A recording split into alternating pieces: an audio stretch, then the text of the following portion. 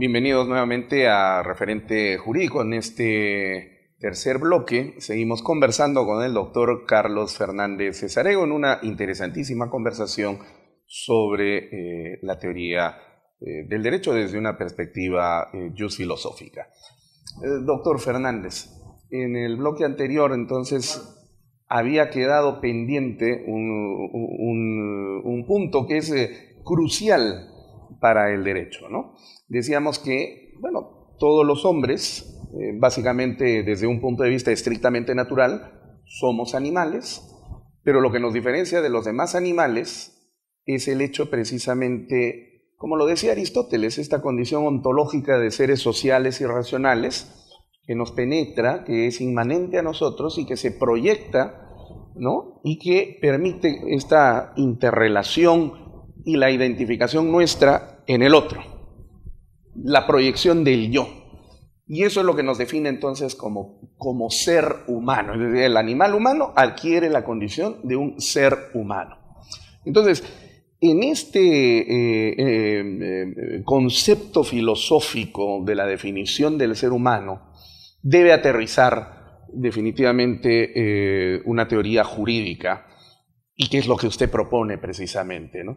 ¿Cómo construye, cómo define usted o cómo concibe la idea de un derecho que esté destinado precisamente a tener como centro de atención, quizá no al hombre en un sentido antropocéntrico, sino más que al hombre, al ser humano, ¿no? Como un ser libre por naturaleza, digamos, utilizando esa concepción existencialista sartreana, un hombre arrojado a la libertad. Lanzado al mundo. Lanzado al mundo. Bueno, yo concibo al ser humano dentro de esta concepción general como un animal que se diferencia de los otros animales en que es el único libre, capaz de decidir por sí mismo. Y lo que usted decía, esa libertad, proyectarla, que se vuelva realidad, acción, conducta, relaciones humanas. Es un animal. Cuando le digo esto a los alumnos un poco que creen que la palabra animal es un insulto y es solamente describirnos. Yo tuve una anécdota que las cuento a los alumnos para hacerlos reír un rato. Y un día cometí un error seguro manejando el auto y un señor me grita desde su auto, ¡animal! Y yo me río. Yo le veo la cara de furia porque en vez de gritarle otra lisura, me reí porque dije, ve, este tonto me está describiendo a mí como animal cuando él también es otro animal. No se ha dado cuenta que es animal.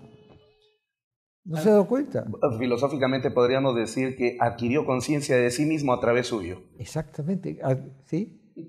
Yo me reí como diciendo, bueno, usted me está describiendo parcialmente como un animal más, pero usted no sabe que ese animal más para ser humano y no ser mesa o ser sillón es la libertad, la capacidad de decidir por sí mismo y esa decisión proyectarla en actos, en conductas, en relaciones humanas y con el mundo en general. Y se es, decía, para repetirlo, desde la concepción hasta la muerte. Por eso antes el concebido no era considerado ser humano. Había que esperar que naciera. Y cuando nace ya no es concebido. ¡Qué absurdo! Y eso estaba en todos los códigos del mundo cuando hicimos el peruano. Y yo luché para que el concebido ingresara al código como sujeto de derecho. Me costó grandes batallas, porque estaba contra todos los códigos vigentes. Es el primer código que reconoce, el código 84, al concebido como ser humano. Por supuesto que entró como segundo párrafo de un artículo que ya estaba el primero y puede haber una confusión, pero lo importante es que ya está. Entonces, este ser humano, que es este animal que lo diferencia de los otros animales por su libertad, es el creador del derecho. Primera condición, ser humano creador de derecho. Desde la tribu más primitiva, dicen, este es mi territorio, donde yo cazo, donde yo pesco, nadie puede ingresar a este territorio, mis mujeres son mías, nadie las puede llevar, son mías, me pertenecen. También es así que al rato de la Sabina fue un acontecimiento extraordinario en su momento posterior. Entonces, y aquí hay un derecho incipiente, absurdo si se quiere, pero están estableciendo reglas de conducta obligatorias. Derecho al fin y al cabo. Derecho al fin y al cabo. Bueno, entonces, el que crea el derecho es el ser humano, creador del derecho. ¿A quién se debe el derecho? Al ser humano. Segundo, es protagonista del derecho. Protagonista del derecho. Si Caín mata a Abel, es protagonista. Está incumpliendo una norma jurídica. Si Juan compra un chocolate cuando es menor de 12 años, está realizando también un acto similar. Entonces, esa es la primera condición. La segunda condición es ser protagonista, el actor del derecho, el que hace el derecho con su vida. No solamente lo crea, sino lo realiza. Y tercero, la capacidad de regular. O sea que el ser humano es creador, protagonista, y por las normas que ha regulado es destinatario del derecho que él ha creado. O sea que es creador, protagonista y destinatario, se somete al derecho que él mismo ha creado. Y por lo mismo el derecho es, digamos, para usar un término griego, autopoético, es decir, está en una permanente situación de autogeneración y regeneración. Conforme van cambiando las conductas humanas, las normas también, después de una valoración de esas conductas, las normas tienen que modificarse. Eso es lo normal. Yo 20 años he luchado para que se actualice permanentemente el Código Civil. He luchado en vano. No les interesa el Código Civil. Hay otros problemas grandes o minúsculos más urgentes probablemente.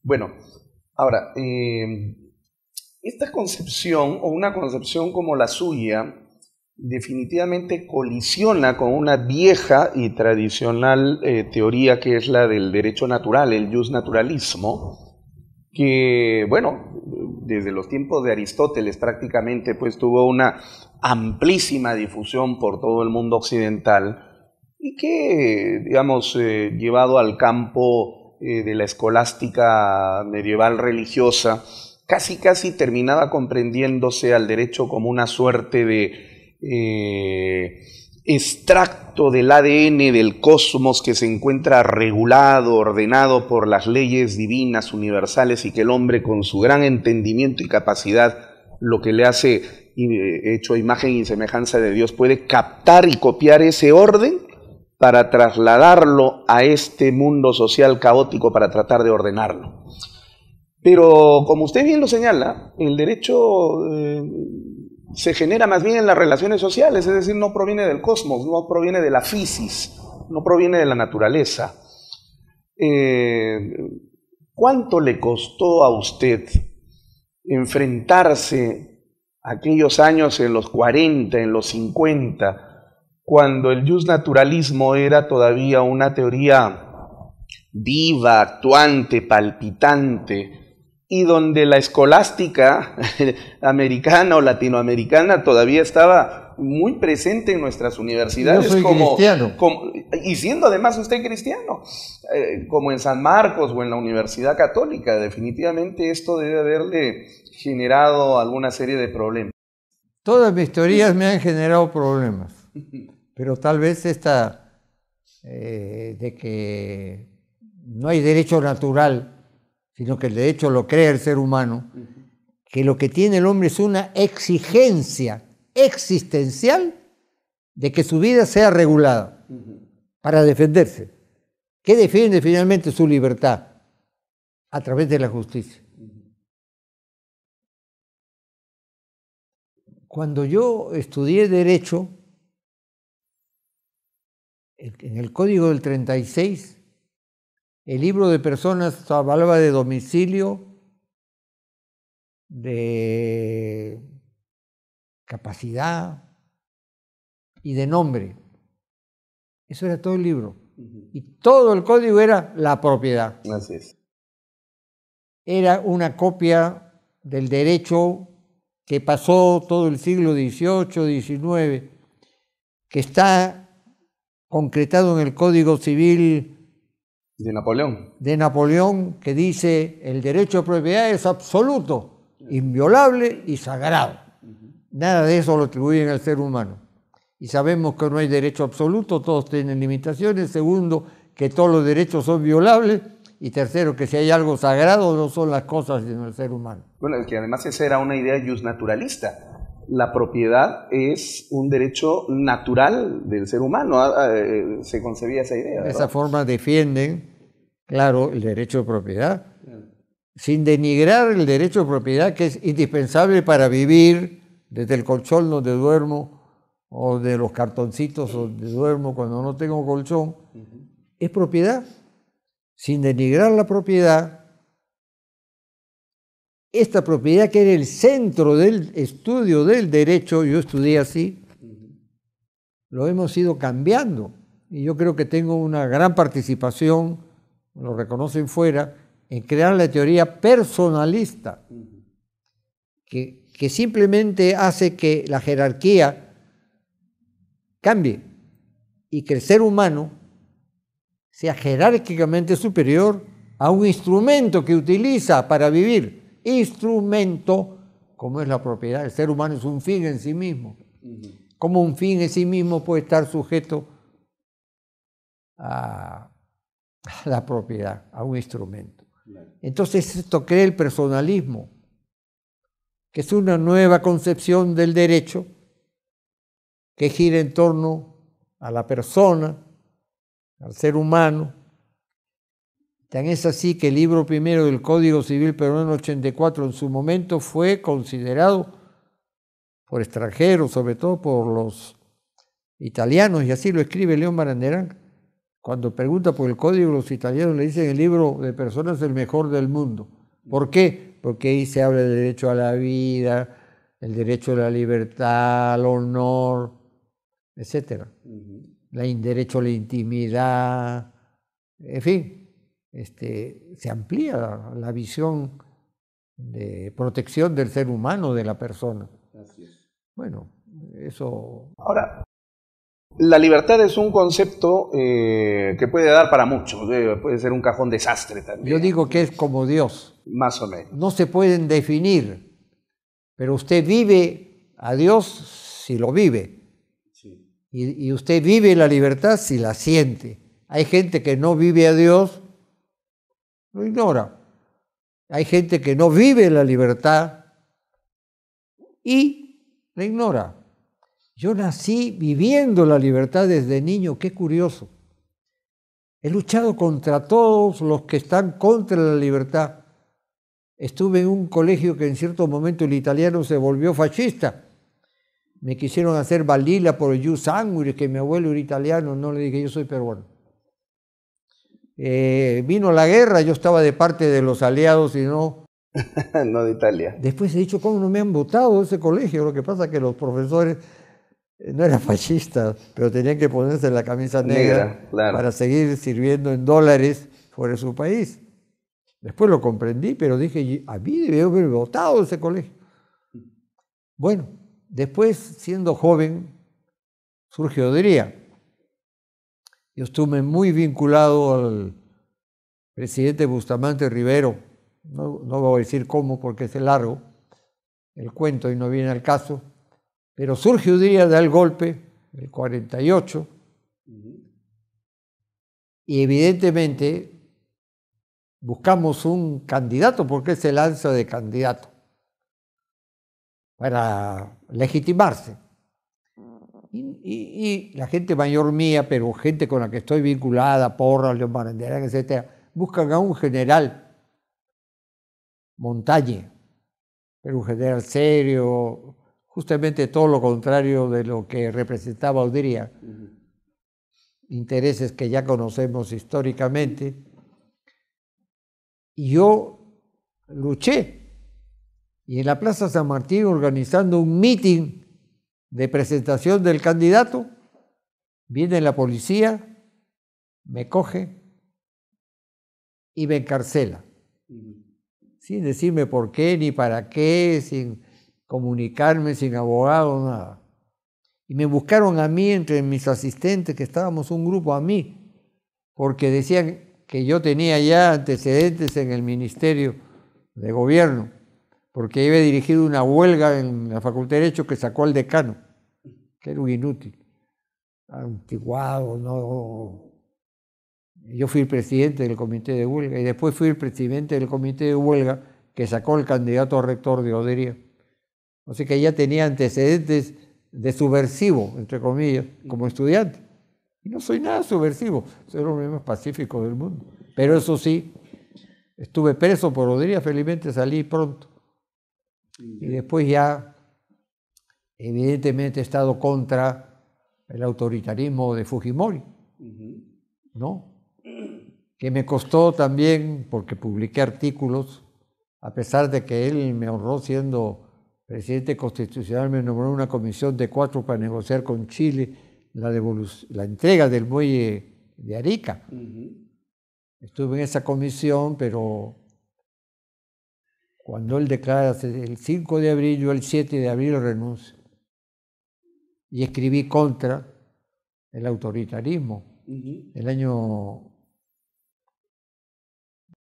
86, cuando él había ganado la elección, largamente el 85, en una revista Apertura. Digo, se está demoliendo la democracia, y después en un periódico. Simplemente porque consideraba que estos dos presidentes, buenos, malos o regulares, no los juzgo, sí en la parte de la libertad, que es lo que a mí me interesaba principalmente, nos limitó la libertad. Hubo restricciones.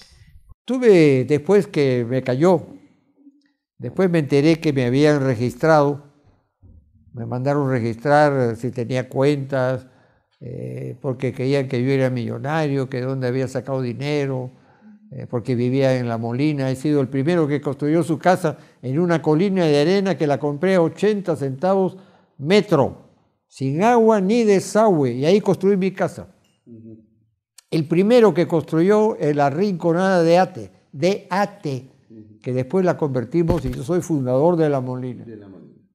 ¿No? Entonces, claro, después de 20 años viví entre los ricos, 2.500 metros, Fernández Sarego es millonario, ¿no?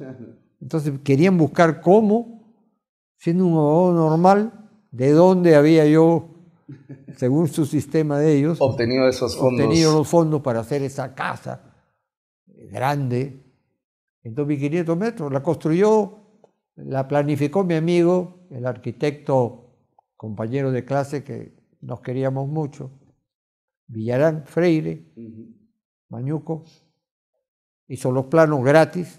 Mi cuñado ingeniero, Luis Fontenoy, la construyó gratis. O sea que esa casa casi no me costó los materiales y la mano de obra, eso sí. Pero yo ganaba bien, eso sí, ganaba bien como abogado, y tenía los fondos para afrontar esta construcción. Bueno. Entonces también fui perseguido.